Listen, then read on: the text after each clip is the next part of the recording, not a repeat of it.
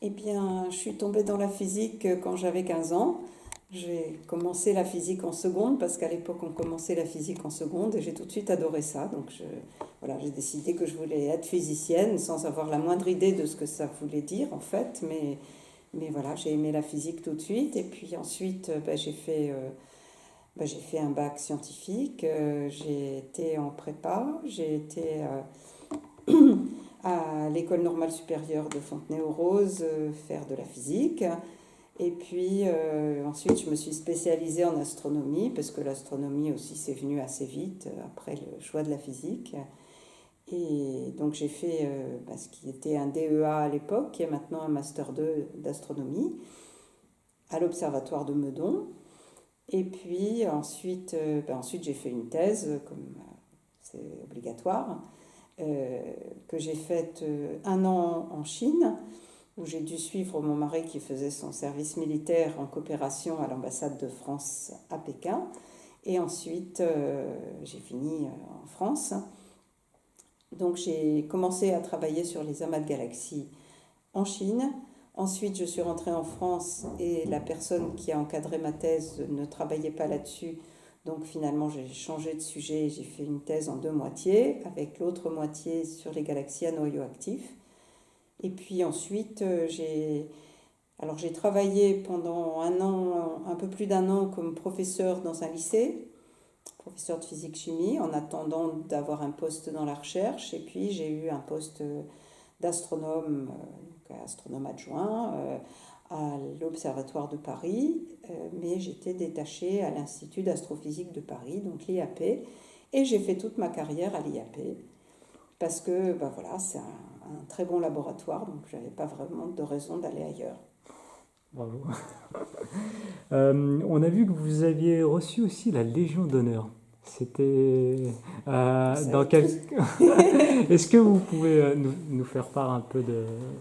Ça, c'était dans le cadre d'une association qui s'appelle Femmes et Sciences. Euh, je, je me suis intéressée au pourcentage de femmes en astronomie, parce qu'il n'est pas très élevé, il est de l'ordre de 20-25% seulement. Et entre 2000 et 2004, j'ai été membre du comité national du CNRS. Et un jour, pendant une des réunions, j'ai posé la question de savoir quelle était la fraction enfin, le pourcentage de femmes euh, astronomes et quel était le pourcentage de femmes qui se présentaient au concours. Est-ce que c'était dans la même. Enfin voilà, est-ce que les chiffres étaient corrects? Est-ce qu'il n'y avait pas trop de femmes qui se présentaient et qui étaient recalées, comme le concours est difficile? Et on m'a dit, ah ben, il n'y a pas de statistiques, tu as qu'à t'en occuper. Donc j'ai essayé de me procurer des statistiques pour l'astronomie de façon détaillée et puis pour les sciences en général. Et là, je suis tombée sur l'association Femmes et Sciences qui existait depuis l'an 2000.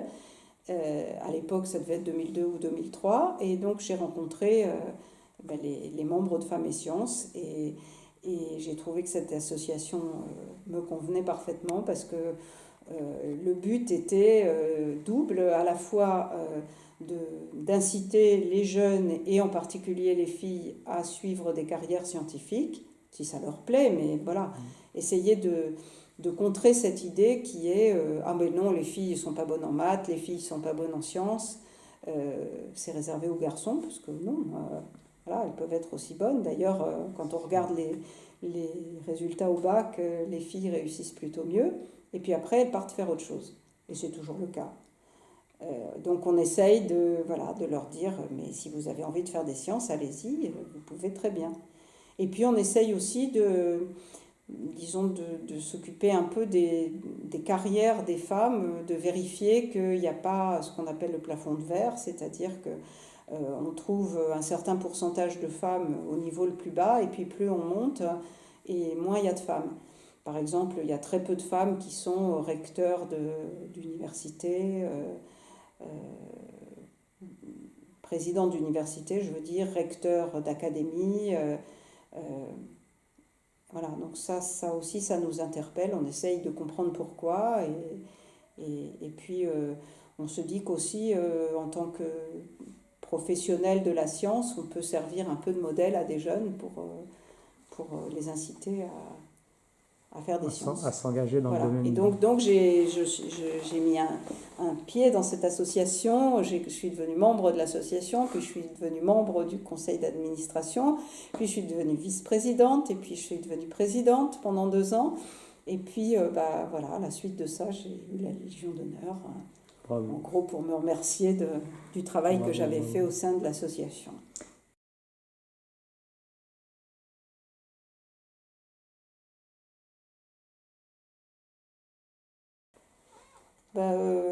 Oui, il y a eu une personne avec qui disons que, comme je l'ai expliqué, j'ai commencé à travailler sur les amas de galaxies. Puis quand je suis rentrée en France, la personne avec qui la personne qu'on a désignée comme étant ma directrice de thèse ne s'intéressait pas à mon travail. Donc j'ai dû, moi, m'intéresser au sien et travailler sur son sujet. Et ensuite, j'ai continué sur son sujet pendant un certain nombre d'années, presque 10 ans.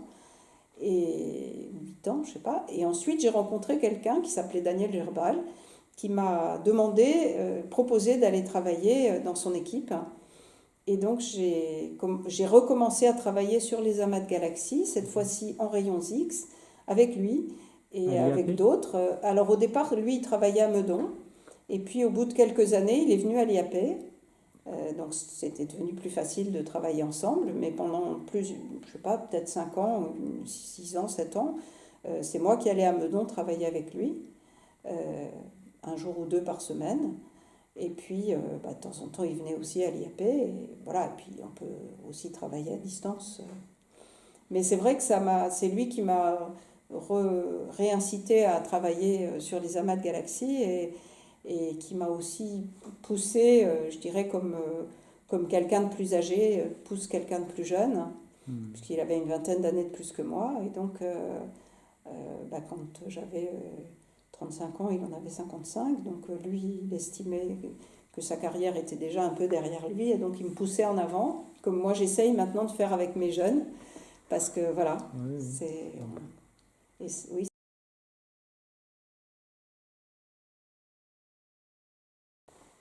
Une galaxie, c'est un ensemble de quelques millions à milliards d'étoiles, comme la Voie lactée, et puis elle peut prendre différentes formes, mais donc elle est constituée essentiellement d'étoiles.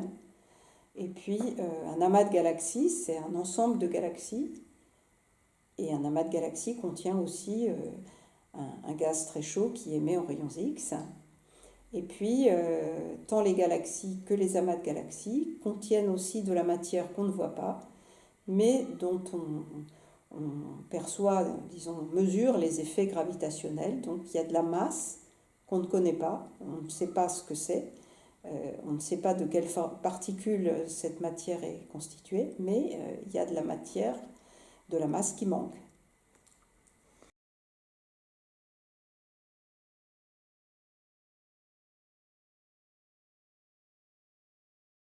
C'est l'aube, bien sûr, le crépuscule, ça serait trop triste. Hein.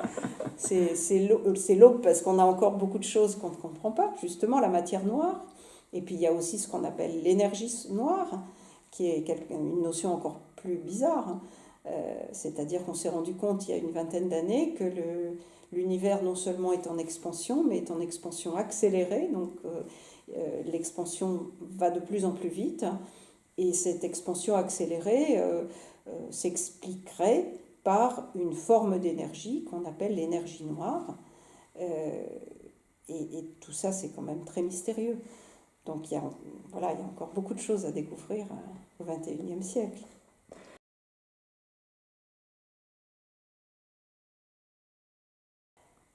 Les associations scientifiques, oui, on en a besoin. D'abord parce que on travaille forcément en équipe. Hein.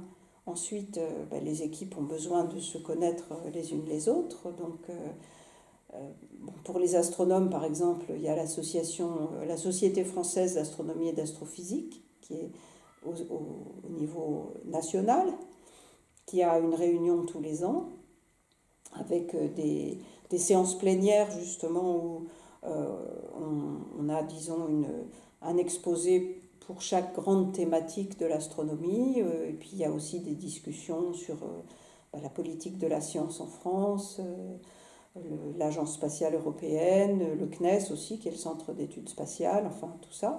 Et puis, ça c'est en général le matin, et l'après-midi, il y a des ateliers plus spécialisés sur différents domaines.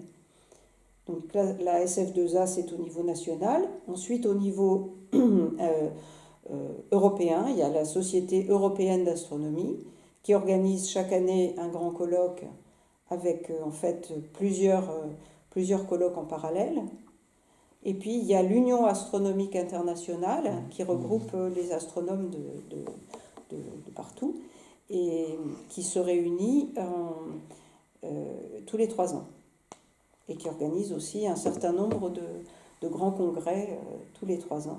Enfin, tous les 3 ans, il y a une grande réunion générale et puis tous les ans, il y a aussi des grands congrès qui sont menés dirigés par l'UAI, l'Union astronomique internationale. Donc, tout ça, oui, tout ça c'est très utile.